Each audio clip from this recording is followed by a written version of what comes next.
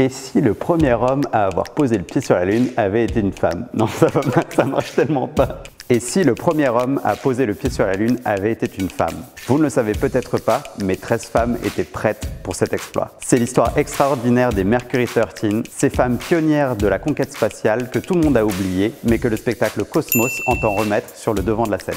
Petit rappel historique pour commencer. États-Unis, années 60, guerre froide. Les États-Unis et l'URSS se livrent une bataille sans merci dans la conquête spatiale, et les Soviétiques viennent de marquer un premier point en étant les premiers à envoyer un homme dans l'espace. C'est le fameux Yuri Gagarin. Et c'est à ce moment-là qu'un docteur de la NASA a l'idée de sélectionner 13 femmes pilotes d'avion pour les soumettre à des tests d'aptitude en vue d'un voyage spatial. Bon, on est dans les années 60, donc autant vous dire que cette initiative elle est totalement inattendue. À cette époque, les femmes n'ont même pas le droit de piloter un avion en réaction, alors une fusée, imaginons même pas.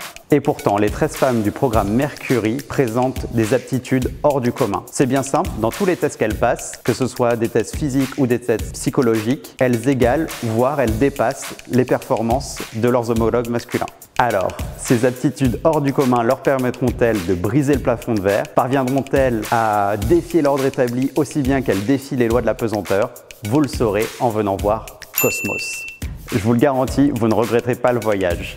L'écriture est haletante, pleine de rebondissements, ça mélange très habilement la fiction et le documentaire. En fait, c'est une véritable fresque sur les États-Unis de cette époque-là, mais aussi sur l'émancipation féminine. Et pour donner encore plus d'actualité à cette histoire, Maëlle Poésy et son co-auteur Kevin Keiss ont choisi d'entremêler cette histoire avec des témoignages d'astrophysiciennes d'aujourd'hui pour nous montrer que les questions qui se posaient à l'époque ne sont pas encore toutes résolues. Visuellement, c'est tout simplement magnifique. La scénographie, elle est monumentale, elle impressionne. Franchement, c'est comme monter dans une fusée direction l'espace. C'est un écrin parfait pour ce spectacle total qui mélange théâtre, danse, cirque pour nous faire revivre cette histoire extraordinaire.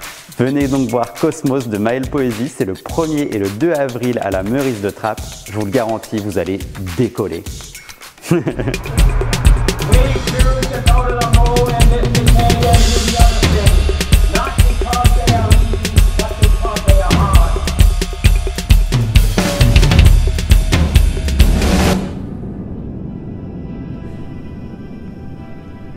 Ne nous fermez pas les portes de l'espace.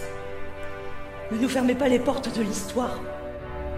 Quand les astronautes reviennent sur Terre, ils parlent tous de ce que ça signifie de voir la Terre de si loin, sans y être. Je pense que nous ferions une grave erreur si nous supposions que les femmes n'ont aucune contribution à apporter à l'exploration spatiale.